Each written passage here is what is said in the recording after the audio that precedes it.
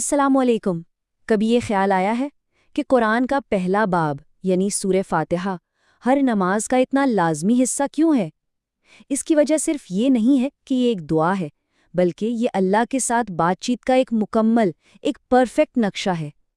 آئیے آج ہم مل کر دیکھتے ہیں کہ یہ 7 چھوٹی چھوٹی آیتیں اتنی گہری اور اتنی خاص کیوں ہیں۔ تو پہلا سوال یہی اٹھتا ہے کہ آخر یہ سورہ اتنی اہم کیوں ہے؟ دیکھیے، اس کا جواب اس کی ساخت، اس کے سٹرکچر میں ہی چھپا ہے۔ یہ ہمیں صرف یہ نہیں بتاتی کہ کیا مانگنا ہے، بلکہ یہ سکھاتی ہے کہ اللہ سے بات شروع کیسے کی جائے، ایک تعلق کیسے بنایا جائے، اور پھر اپنی سب سے بڑی ضرورت اس کے سامنے کیسے رکھی جائے۔ اور یہی اس کی ساری خوبصورتی ہے۔ یہ ایک مکمل مکالمہ ہے جس کے 3 حصے ہیں۔ پہلا حصہ تعریف، اس کے بعد ایک عہد، اور آخر میں ایک درخواست۔ یہ ایک بہترین گفتگو کا فارمولا ہے۔ اب سوچئے، کسی بھی اچھی گفتگو کا آغاز کیسے ہوتا ہے؟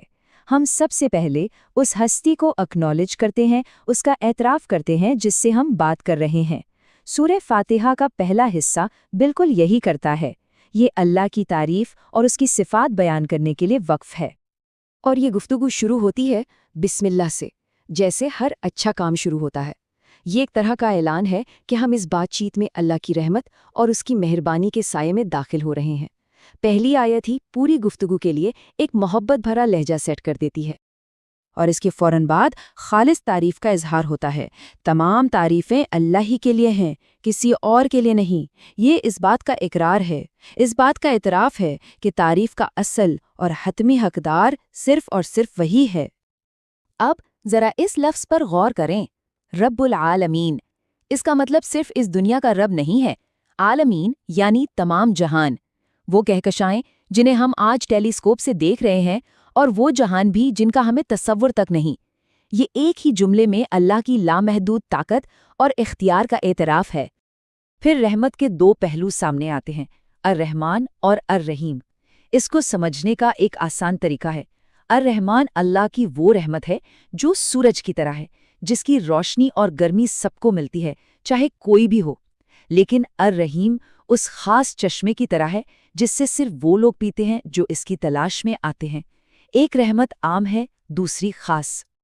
تعریف کا یہ پہلا حصہ اس آیت پر ختم ہوتا ہے جو اللہ کے حتمی انصاف اور اختیار کو قائم کرتی ہے کہ وہ روز جزا کا مالک ہے۔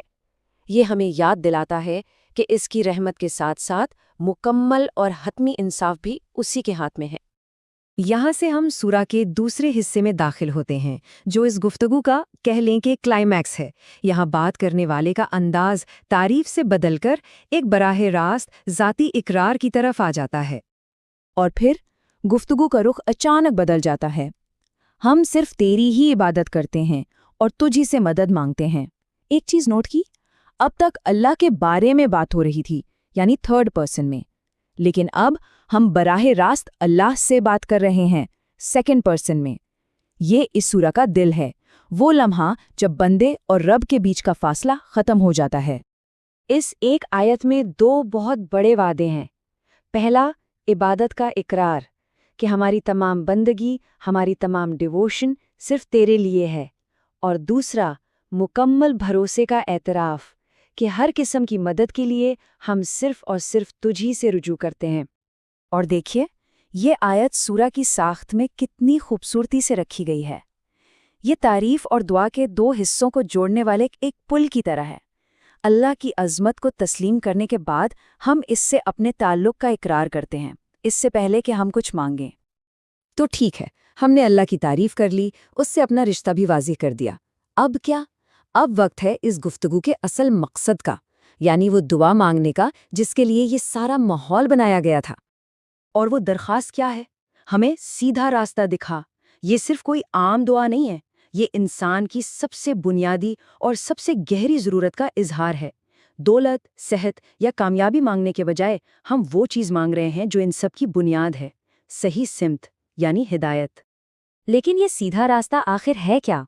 یہ ایک بہت اہم سوال ہے، کیونکہ اس کی وضاحت کے بغیر یہ دعا ادھوری رہ جاتی۔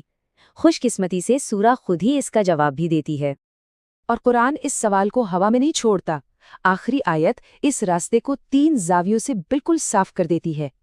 پہلا، یہ ان لوگوں کا راستہ ہے جن پر اللہ نے اپنا فضل کیا، جیسے انبیاء، سچے لوگ اور نیک لوگ۔